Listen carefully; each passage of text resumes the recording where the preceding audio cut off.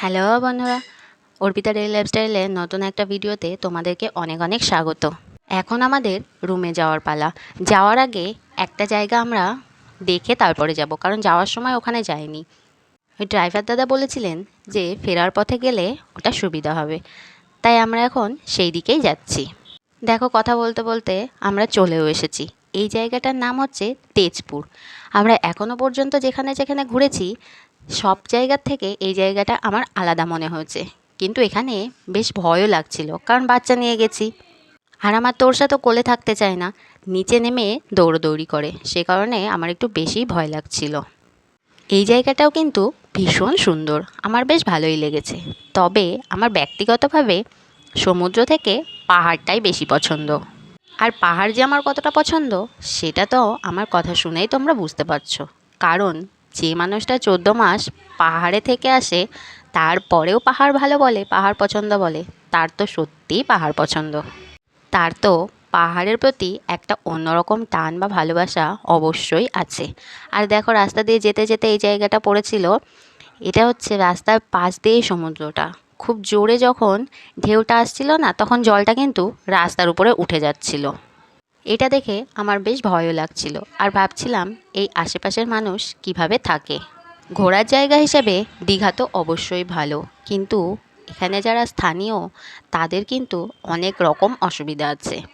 আমরা রুমে গিয়ে চেঞ্জ করে আবার চলে এসেছি দীঘার বিচে।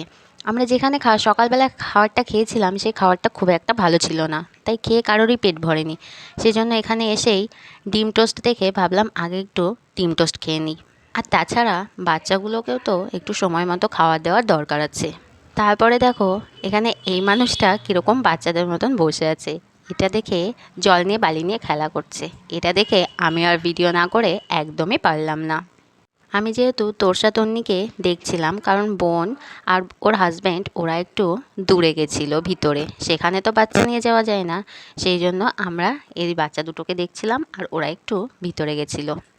তোরসা তন্নি বালি নিয়ে খেলা করতে খুব পছন্দ করছিল। দেখো, তার মধ্যে ওদের দুটো বল কিনে দেওয়া হয়েছিল। জল এসে যখনই বল নিয়ে চলে যাচ্ছিল তখন তো ওদের কান্নার আর সীমা থাকছিল না। বাচ্চাদের এইভাবে খেলা দেখলে নিজেদের ছোটোবেলার কথা মনে পড়ে যায়। তবে আমরা কখনো ছোটোবেলায় দীঘাতে বেড়াতে যাইনি। আমার বাবা সেভাবে কখনোই সময় পায়নি যে আমাদেরকে অনেক দূরে বেড়াতে নিয়ে যাবে। আর এদিকে দেখো, তোরসা ঘোড়া দেখে বায়না ধরেছে ঘোড়াতে উঠবে, কিন্তু একা একা উঠবে না, আমাকেও উঠতে হবে। বেশ ভালো কথা, আমিও উঠেছি, কিন্তু আমার প্রচণ্ড ভয় লাগছিল ঘোড়ার পিঠে উঠতে।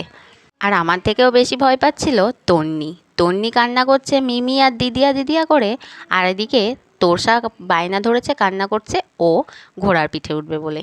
কী যে দোটানায় পড়ে গেছিলাম সেটা একমাত্র আমিই জানি। ঘোড়ার পিঠে উঠে আমি এতটাই ভয় পেয়ে গেছিলাম, আমার তো মনে হচ্ছিল যে আমি পড়েই যাব। তন্নি তো ভয়ের জন্য ঘোড়াতে ওঠেনি, ওর মাও উঠতে পারেনি তন্নির জন্য।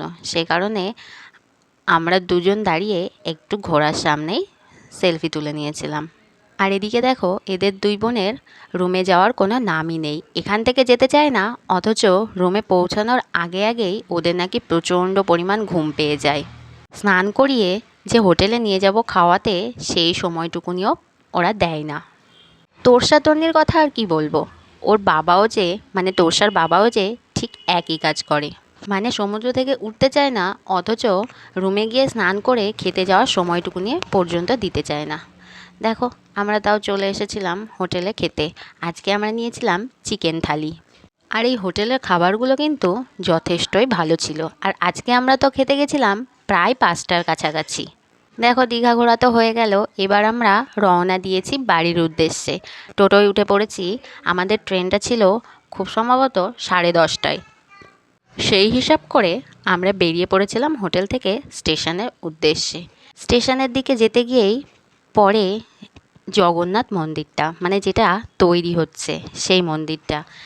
আমি যেহেতু রাত্রেবেলা এসেছিলাম সেই জন্য খুব একটা ভালোভাবে বোঝা যাচ্ছে না, তবে মন্দিরটা কিন্তু বেশ ভালোই হচ্ছে।